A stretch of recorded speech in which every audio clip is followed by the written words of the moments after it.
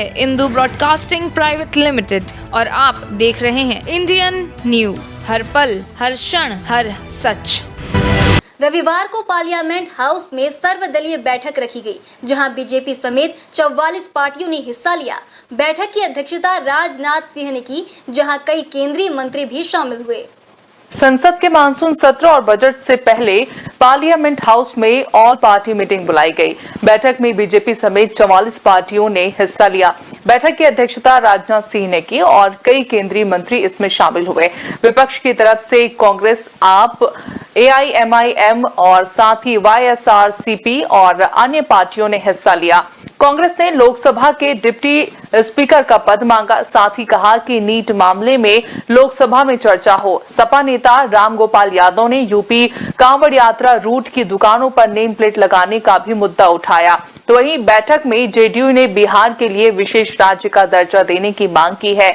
YSRCP ने आंध्र प्रदेश को भी विशेष दर्जा देने की मांग की। केंद्र सरकार द्वारा बुलाई गई इस बैठक में ममता बनर्जी की पार्टी TMC नहीं आई। तो वहीं सर्वदलीय बैठक पर संसदीय कार्य मंत्री किरण रिजिजू ने कहा कि हमारी चर्चा बहुत उपयोगी रही। मैं सभी दलों के फ्लोर लीडर्स को धन्यवाद देना चाहता हूं, जिन्होंने अच्छे सुझाव दिए।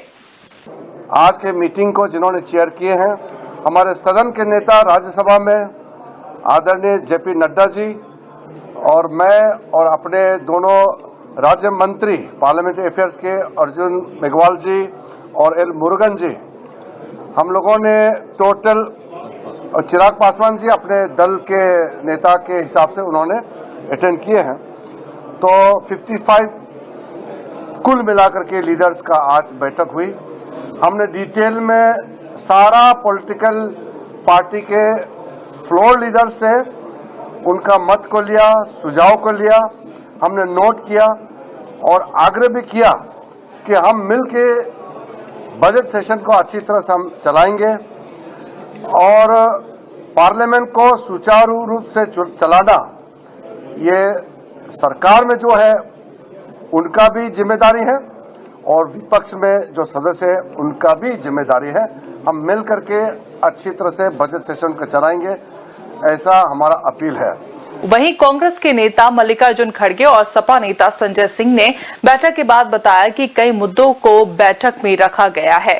नहीं, ऐसा नहीं, कभी भी ऐसा नहीं होता था। बजट के लिए सिर्फ कांग्रेस गवर्नमेंट में ऐसा होता था, लेकिन ये गवर्नमेंट में वो कोई पूछताछ नहीं है।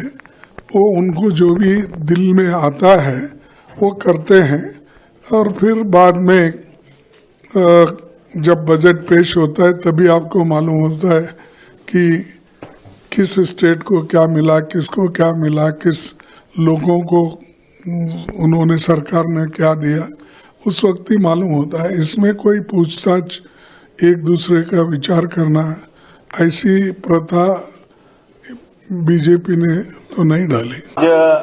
ऑल पार्टी मीटिंग में कई सारे मुद्दे उठाए गए और खास तौर से जांच एजेंसियों का जो दुरुपयोग हो रहा है विपक्ष के नेताओं पर, जिसकी सबसे ज्यादा भुक्तभोगी पार्टी आम आदमी पार्टी है। हमारे मुख्यमंत्री को जेल में डाल रखा है, शिक्षा मंत्री को जेल में डाल रखा है, स्वास्थ्य मंत्री को जेल में रखा है।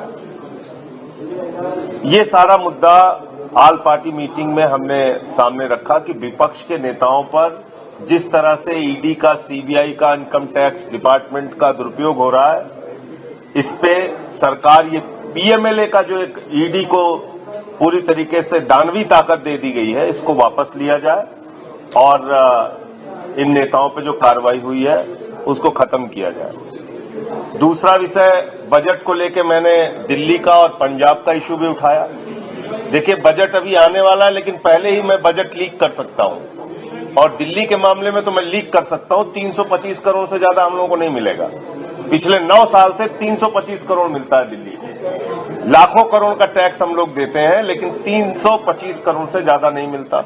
वो मुद्दा उठाया।